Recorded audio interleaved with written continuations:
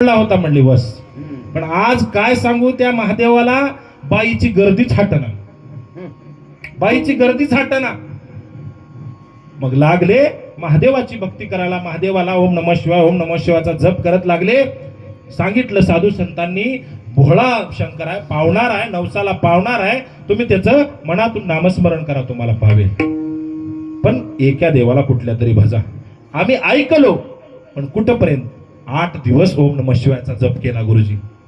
महादेवाला कीव आली, काय माझा भक्त आहे, मनोभावनातून माझं नामस्मरण करतोय आणि याला आपण प्रसन्न झालं पाहिजे. निघाले महादेव, याची भक्ती पाहून निघाले महादेव.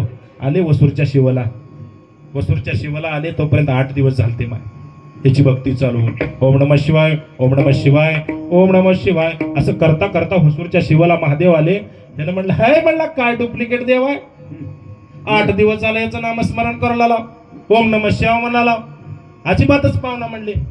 हेच म्हणलं ही डुप्लिकेट देव आहे, आपण दुसऱ्या देवाची प्रार्थना केली पाहिजे.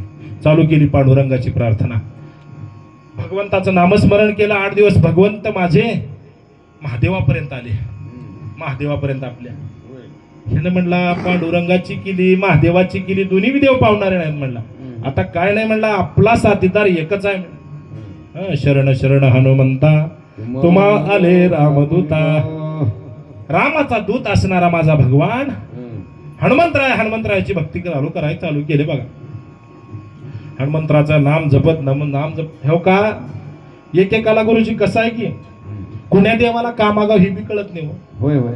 एक जण का केलं, हनुमंतरायाकडे गेलं. आधीच लगीन जमना गेलं तर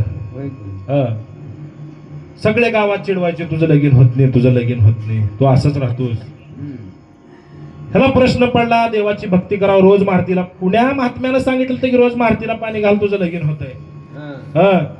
मग ह्यानं मारुती रायाकडे गेलं आणि देवा माझं लगीन होईना, माझं लगीन होऊ द्या, मी तुम्हाला 11 नारळ बांधतो म्हणलं. महादेवानं आपलं हनुमंतरायानं म्हणले, बाबा तुझं जर लगीन करायचं असतं मी कशाला संन्यासी बसलो असतो बाबा, मलाच बायको नाही, तुला कुठली बायको आणून देऊ. असं त्या भगवंताचं यानं नामस्मरण चालू केलं.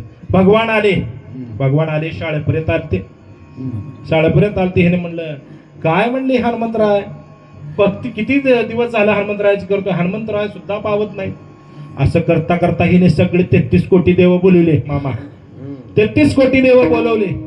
सगळे यायचे, जवळ उभं राहायचे, सगळे यायचे. ह्यानं भक्ती बंद केलं की तिथं उभं राहायचे. मग मला सांगा, असं केल्यानंतर आपल्याला देवाची प्राप्ती होते का? असं केल्यानंतर आपल्याला सुखाची प्राप्ती होते का? म्हणून तुकोबा अभंगाच्या पहिल्या